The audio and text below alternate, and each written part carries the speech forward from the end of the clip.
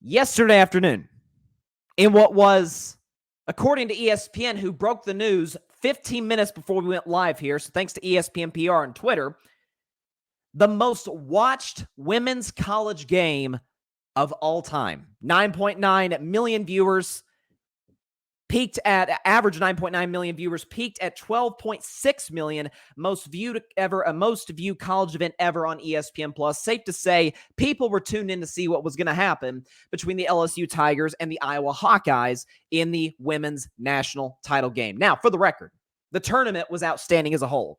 You had a number of upsets. Miami made a nice run, both in the men's and women's bracket.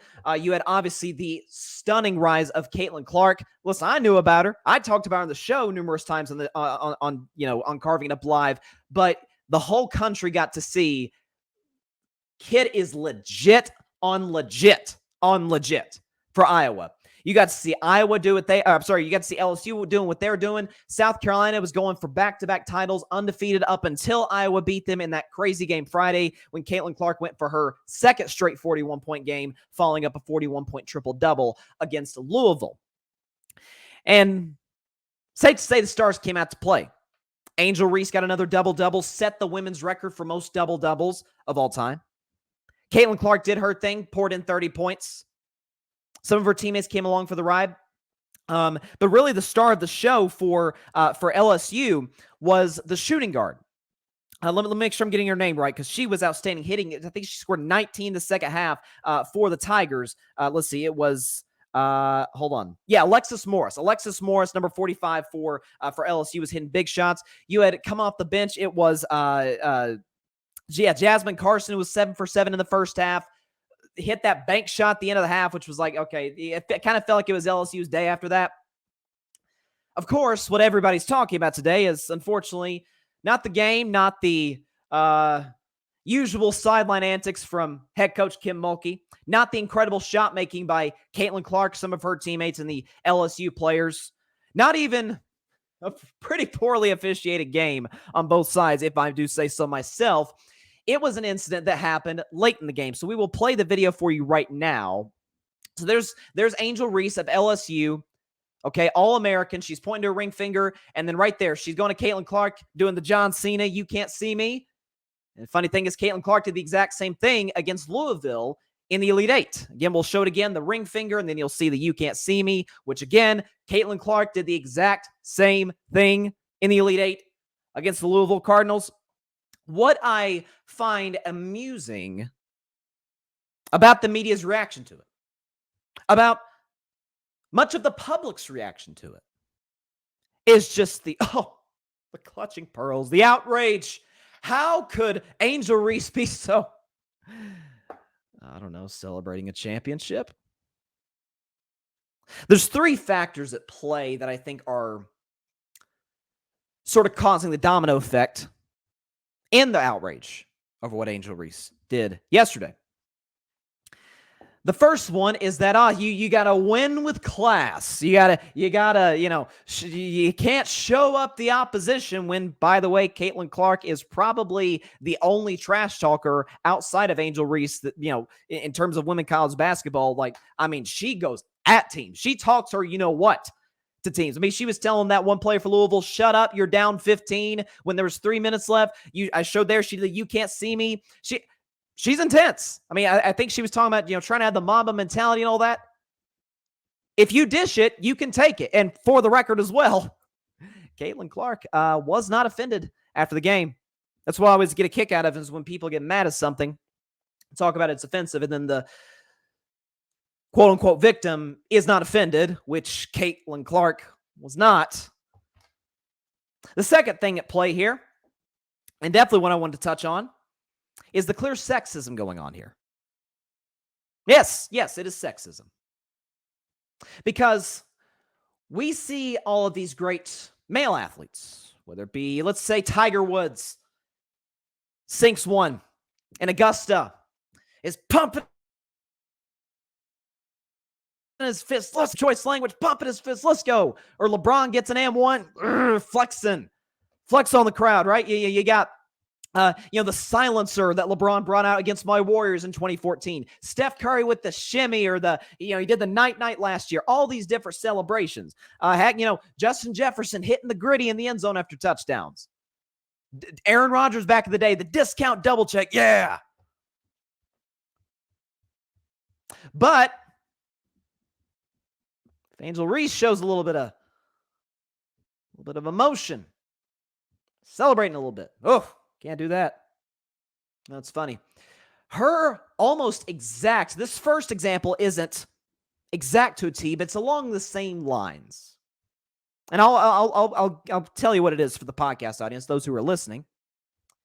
We've had plenty of quote unquote ring celebrations, or ring me as it's become known, in sports over the course of not just the last few years, but back in the day. But just recently, another LSU athlete, 3 years ago, Joe Burrow, who had the greatest season of any college quarterback ever.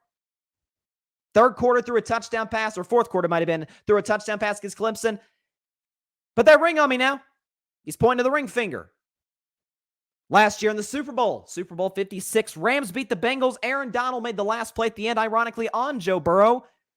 Put that ring on me now. See him holding the helmet, pointing to the ring. Just 4 months later in the 2022 NBA Finals, my man Wardell Stephen Curry II hit a deep three against the Boston Celtics in the third quarter. And he's flashing it. Put that ring on me now. Ring me, as they say. And even the man himself, one Michael Jordan, held up the six fingers in 1998. What's the difference?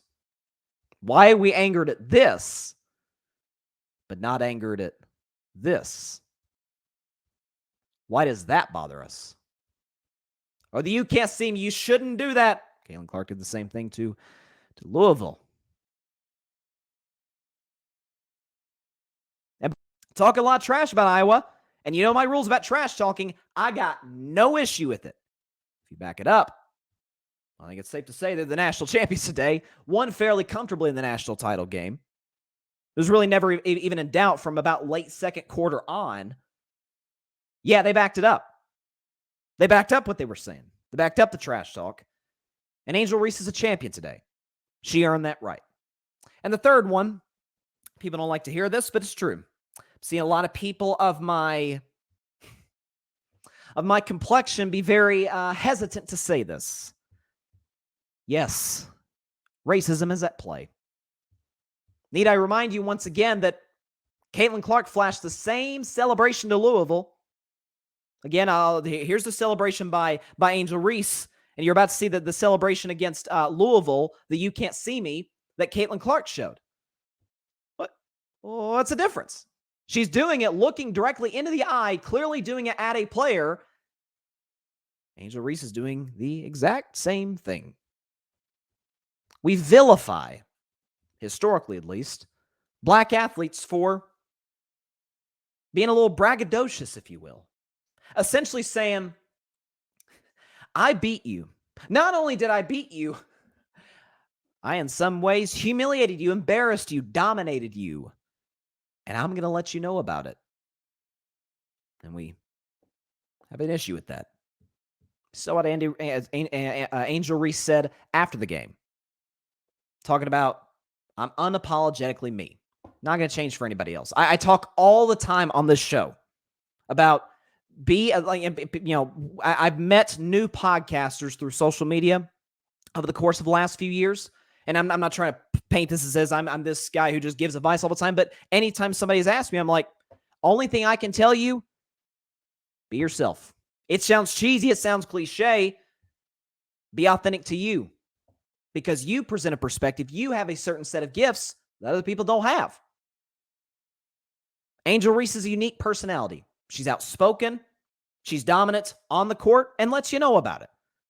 Why do we have an issue with that? Again, I think race plays a factor. Without question, gender plays factor.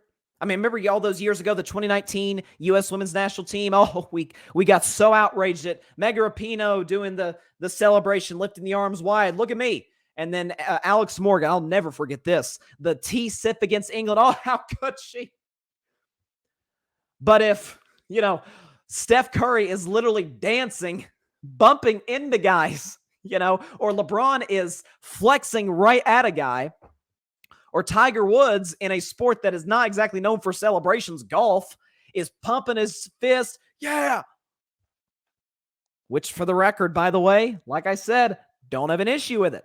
I love it. It adds a bravado. It adds energy. It adds excitement to sports. Because think about it. If you or me were in that position, think about if you were Angel Reese.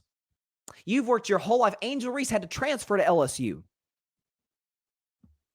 She is an underdog to a certain degree. She certainly is more than Caitlin Clark, I would argue. Caitlin Clark, you could argue, well, size plays factor, and the fact that Iowa's not exactly known for being a women's college basketball powerhouse, although I'd argue LSU, you could say the same about. But be that as it may, Caitlin really isn't that much of an underdog. Those who follow college basketball on the men's and women's side have known for a while she's really good. Like this was, I wouldn't say this, the way she played as well as she did was expected, but we figured she was going to show up and do what she did. Angel Reese, nobody saw LSU coming this year in terms of, hey, this team, on April 2nd is going to be the national champions. And yet here they are. Listen, I'm not a Kim Mulkey fan by any stretch of the imagination. I think the fact she didn't take up for one of her own players, Brittany Griner, during that situation was uncalled for. But I can't deny she's a 4-time champion. She's clearly a fantastic head coach. But I have an issue with, again, put yourself in that position. You've worked your whole life. Everybody said all this about you, doubted you, said you couldn't do it. And yet here you sit. Pretty soon she is going to be fitted for a championship ring. Thanks so much for watching the show on YouTube. Be sure to click that big red subscribe button and go check out the other clips and full shows of Carving It Up Live. Have a blessed day.